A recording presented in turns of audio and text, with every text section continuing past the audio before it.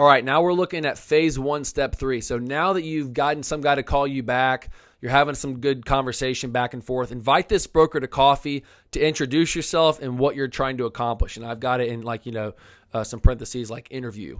So this is a great opportunity for you to first meet somebody new that's in the business, but also interview them. You're getting a chance to meet somebody that's going to be working for you. And so when I'm sitting down with them, I'm asking a lot of questions. I want to learn more about them if they're around Birmingham, or at least I'm in Birmingham. So, if they're whatever the city that you're in, how long have they been around?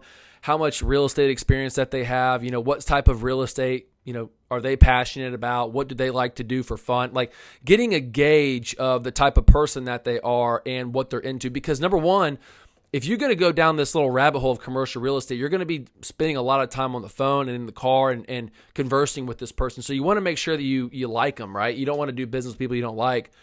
But also, too, it gets you a chance to ask really good questions about their business and their business practices and the things that they do day to day that helps drive more leads, the phone calls that they make, again, the types of relationships that they have with business owners and other investors.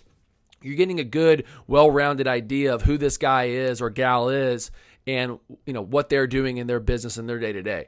So when you're sitting there talking with them, again, you can ask these questions, but then he's, of course, going to reciprocate that and start asking more about you and what you want to accomplish, right? So, again, you can go back and say, hey, at the end of the day, my partners and I, that's one way to kind of get yourself in the door. But then when you get a little more transparent and say, hey, look, a lot of the people that I run with have been buying these properties. Me, on the other hand, I haven't purchased any of these properties yet, but I'm very ambitious. I'm a go-getting guy. You can use all these, hyperboles and these the vocabulary about how much of a ambitious person that you are.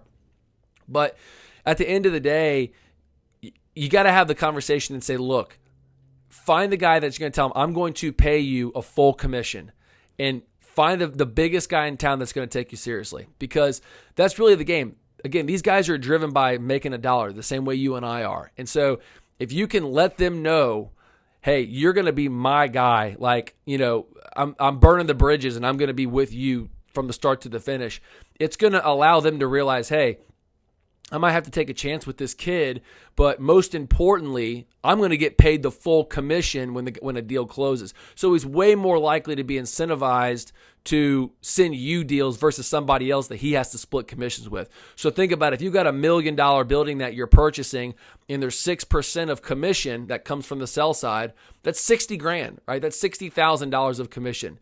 And if he knows that he's going to have to, he can send it to you or somebody else, and then that person's going to have a representing broker. He's got to split that 6% commission up down the middle. So instead of him making $60,000, he's going to make $30,000. Now, $30,000 is still not a bad day, but it could be a way better day if it was 60. So if you can let them know out of the gate, hey, look, I know that I'm new, I'm ambitious, I'm studying, I'm doing all this stuff, I'm working with the right people, but most importantly, you will be earning a full commission with me.